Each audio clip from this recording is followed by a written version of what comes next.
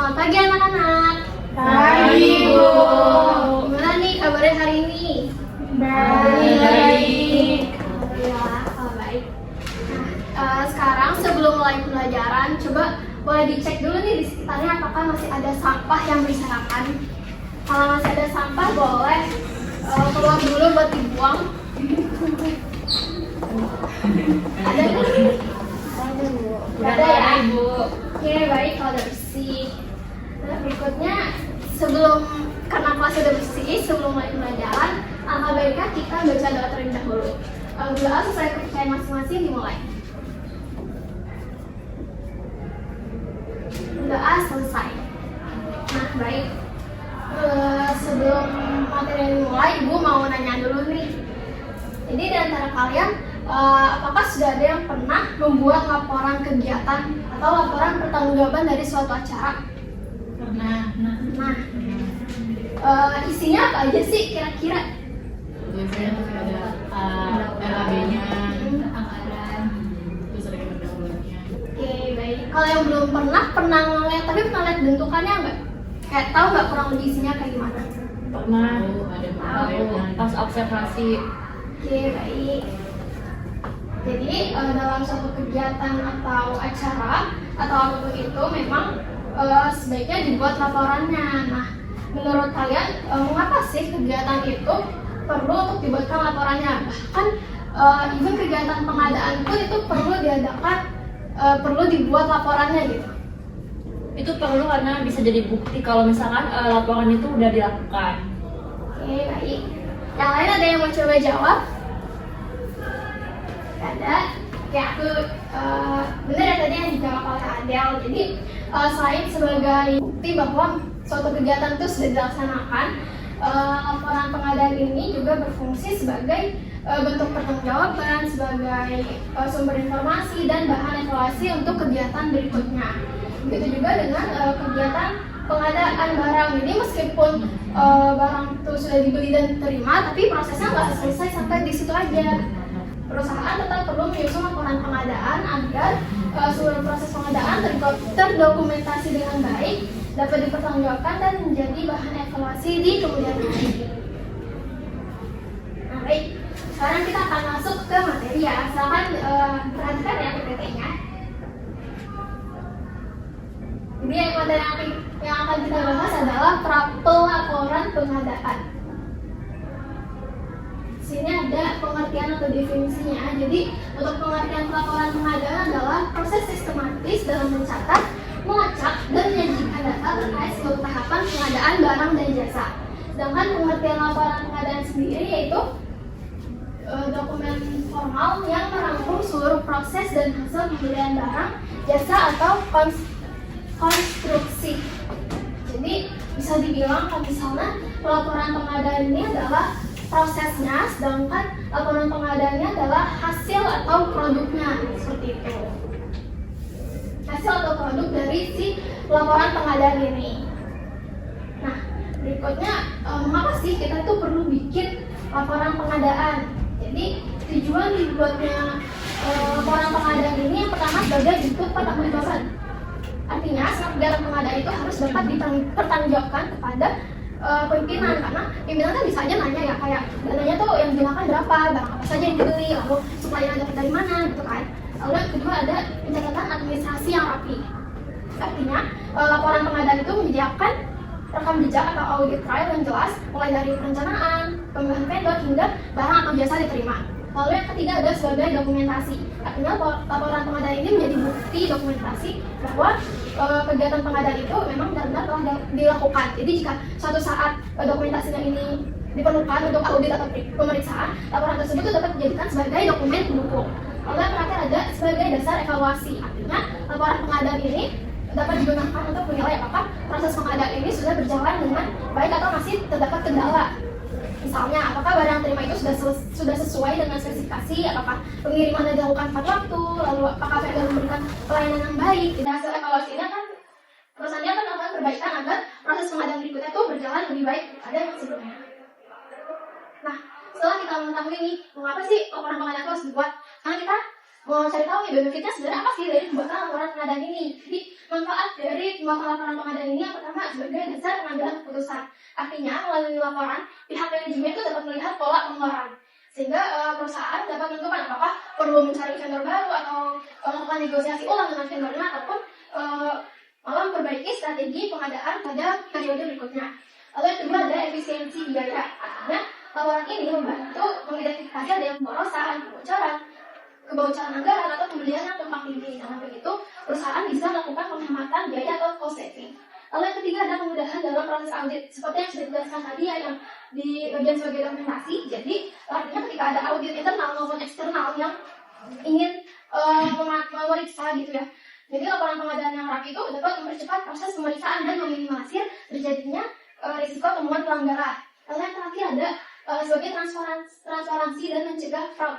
Artinya laporan pengadaan ini mengurangi celah terjadinya praktik KKN atau korupsi, kolusi maupun nepotisme. Karena semua proses pemilihan vendor dan transaksi itu tercatat secara transparan dan dapat diakses oleh pihak yang berwenang. Sampai sini apakah ada yang mau ditanyakan? Cukup, Bu. Oke. Berikutnya ada komponen-komponen dalam laporan pengadaan. Yang pertama itu ada informasi umum pengadaan. Jadi biasanya di dalam laporan pengadaan itu di atasnya ada di laporannya, lalu di bawahnya ada informasi umum yang terkait nama instansi atau divisinya, periode atau tanggal pengadaannya, nomor laporan jika ada. Di informasi umum pengadaan ini berisi identitas kegiatan pengadaan sebagai informasi dasar laporan. Lalu yang kedua ada rencana pengadaan. Yang isinya itu menjelaskan tujuan dan kebutuhan dilaksanakannya pengadaan barang atau jasa. Dalam rencana pengadaan ini isinya ada bagian barang atau jasa yang akan diadakan, tujuan pengadaan itu apa, dan kebutuhan yang ingin dipenuhi itu apa. Lalu yang ketiga ada informasi pemasok atau vendor. Jadi bagian ini menjelaskan pihak penyedia barang atau jasa yang dipilih beserta alasan pemilihannya. Isinya ada nama vendor, metode pemilihan vendor jika diperlukan, dan alasan memilih vendor. Jadi kan di sini tulisan metode pemilihan vendor ya. Nah, metode pemilihan vendor ini sebenarnya sudah dijelaskan di alur dan proses pengadaannya yang mana. Jadi setelah kita mengajukan proposal gitu ke vendor, nanti kan ada beberapa vendor yang akan memberikan proposal ya untuk kita pilih. Nah itu nanti bisa kita pilih nih mana kiranya vendor yang memang paling cocok sesuai dengan kebutuhan yang kita perlukan. Lalu yang keempat ada detail pengadaan. Yang mana ini tuh berisi informasi mengenai barang atau jasa yang diadakan. Isinya tuh ada nama barang atau jasa, jumlah, spesifikasi, harga satuan, dan total biaya. Lalu yang kelima ada hasil pelaksanaan pengadaan. Ini isinya menjelaskan hasil pelaksanaan pengadaan setelah barang atau jasa diterima. Isinya ada hasil negosiasi, kesesuaian barang dengan spesifikasi, ketepatan jumlah barang, ketepatan waktu pengiriman, dan status pengadaan. Lalu yang keenam ada evaluasi pengadaan. Berarti ini setelah kegiatan pengadaannya selesai ya, yaitu berisi hasil penilaian terhadap pelaksanaan pengadaan. Isinya ada penilaian terhadap vendor, kendala yang dihadapi, solusi atau tindak lanjut. Dan yang terakhir ada rekomendasi, yaitu berisi saran untuk pelaksanaan pengadaan pada periode berikutnya berdasarkan hasil evaluasi. Jadi di sini ada rekomendasi penggunaan vendor, saran perbaikan proses pengadaan, dan hal-hal yang perlu dipertahankan atau ditingkatkan. Jadi untuk rekomendasi penggunaan vendor ini, jadi pada bagian rekomendasi ini kita bisa nulisnya apakah vendor ini direkomendasikan untuk kita pakai lagi di kegiatan pengadaan berikutnya atau malah nggak akan cari vendor yang baik. Nah berikutnya kita akan pelajari bagaimana sih cara penyusunan laporan pengadaan. Jadi yang pertama ada mengumpulkan dokumen pengadaan. Apa aja dokumen yang dikumpulin? Yang dikumpulin itu ada mengumpulkan seluruh dokumen yang berkaitan dengan proses pengadaan sebagai sumber informasi dalam penyusunan laporan. Contohnya ada surat permintaan barang, SPB, terus faktur atau invoice, berita acara serah terima atau BAST, data hasil negosiasi, dan dokumen penawaran dari pemasok. Lalu yang kedua kita setelah mengumpulkan dokumen pengadaan, kita periksa lagi nih kesesuaian datanya dengan seluruh dokumen sudah kita kumpulkan tadi. Kita periksa lagi agar sesuai dan dapat dipertanggungjawabkan. Jadi hal yang perlu diperiksa antara lain adalah apakah jumlah barangnya sudah sesuai dengan pesanan, apakah spesifikasi barang itu sudah sesuai, apakah harga sesuai dengan hasil negosiasi. Lalu yang ketiga adalah mengelompokkan informasi. Jadi biar mudah setelah dokumen yang kita kumpulkan, kita kelompokkan nih biar penyusunannya lebih mudah. Artinya dokumen-dokumen ini dikelompokkan sesuai dengan komponen laporan pengadaan yang tadi sebelum kita bahas agar penyusunannya lebih sistematis. Lalu yang keempat adalah menyusun laporan secara sistematis. Artinya, setelah dikumpulkan tadi, laporan disusun berdasarkan informasi yang telah dikelompokkan dengan menggunakan bahasa yang jelas, singkat, dan mudah dipahami. Lalu yang terakhir melakukan pemeriksaan kembali. Jadi setelah selesai, jangan lupa untuk kita kita kembali nih agar tidak ada kesalahan yang terjadi. Nah, baik, berikutnya karena sudah selesai, jadi ibu mau praktik dari sini ya. Baik, jadi di sini sudah terdapat dokumen ya. Salah satu contoh dokumen. Jadi ibu mau kita sama-sama menganalisis dokumen ini. Jadi komponen mana aja sih yang belum terdapat di dalam dokumen ini. Jadi tadi yang pertama dokumennya kan komponennya ada ini kan, informasi umum pengadaan. Coba kita cek ya, kita cek satu-satu. Pertama informasi umum pengadaan, judul laporan. Kita cek di sini. Apakah ada judul laporannya? Ada. Benar ada. Gak ada. Nggak ada. Jadi judul laporannya nggak ada ya. Di sini tidak terdapat judul laporan. Lalu yang kedua, kita cek rencana pengadaan. Isinya kayak barang atau jasa yang akan diadakan, tujuan pengadaannya, kenapa kebutuhan yang harus dipenuhi. Kita cek di sini, ada nggak kira-kira? Isinya kan kayak mengapa harus ini tuh harus dipenuhi gitu. Ada. Ada ya, jadi rencana pengadaan itu sama aja ya, kayak latar belakang. Ini sama aja kayak latar belakang. Lalu berikutnya, ini juga ada landasan dasarnya ya. Jadi nggak apa-apa kalau mau ditambahin landasan dasarnya. Lalu yang berikutnya, informasi pemasok atau vendor. Kita cek juga ada nggak vendornya di sini, keterangan tentang vendornya.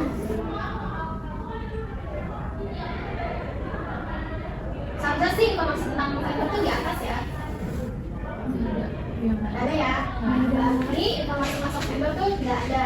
Lalu berikutnya, detail pengadaan. Apa aja sih yang harus ada barang-barangnya?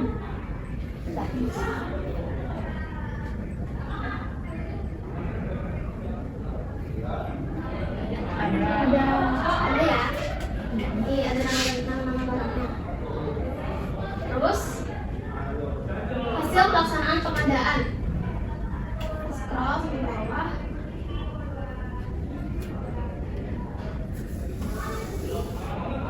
Kalau ini masih daftar kebutuhan ya, belum hasilnya. Jadi setelah di scroll sampai bawah belum ada nih hasil pelaksanaan pengadaannya. Lalu lanjut evaluasi pengadaan. Proses pengadaan apakah ada?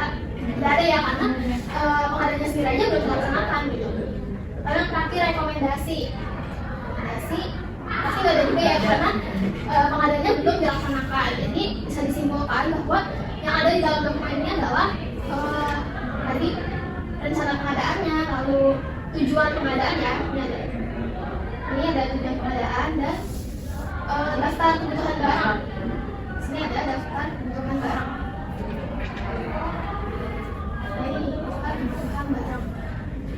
Lalu apa aja sih berarti yang perlu ditambahin dari dokumen ini? Ada yang mau coba jawab? Judul. Betul, judul. Tahu informasi umum pengadaan yang juga laporannya, periodenya, isinya. Lalu lagi itu informasi vendornya atau pemasok yang dipilih. Jadi kalau bisa kita lihat di laporan itu dia kayak emang harusnya memang disebut proposal ya, karena isinya belum lengkap tentang pengadaannya, makanya baru disebut proposal karena belum dipilih juga vendor yang sedia gitu. Lalu yang belum ada juga alasan pemilihan vendornya. Jadi kan pasti sebelumnya ada beberapa vendor yang mengajukan kan, lalu alasan kita pilih salah satu vendor tersebut kenapa, dan yang belum ada lagi apalagi ada rekomendasi. Betul, rekomendasi. Lain ada yang coba jawab? Negosiasi harga. Betul. Itu tadi masuk ya, benar, di hasil negosiasi. Lalu sebelum rekomendasi ada juga tadi hasil betul, hasil pelaksanaan pengadaannya sama biasanya habis hasil evaluasi. Betul banget. Nah, baik anak-anak, jadi cukup sekian ya pemaparan dari saya. Jadi pada hari ini kita telah mempelajari terkait pelaporan pengadaan, di mana pelaporan pengadaan ini merupakan proses penyusunan dan penyampaian informasi mengenai kegiatan pengadaan, sedangkan laporan pengadaan itu sendiri adalah bentuk dokumennya dari laporan pengadaan ini. Jadi laporan pengadaan ini penting disusun secara sistematis agar laporan dapat menjadi bentuk pertanggungjawaban dan bahan evaluasi bagi perusahaan. Karena tadi kita mulai dengan berdoa, kita tutup dengan berdoa juga ya. Berdoa sesuai kriteria masing-masing dimulai. Berdoa selesai. Sekian yang dapat ibu sampaikan. Terima kasih yang sudah mendengarkan. Wassalamualaikum warahmatullahi wabarakatuh. wabarakatuh. Waalaikumsalam.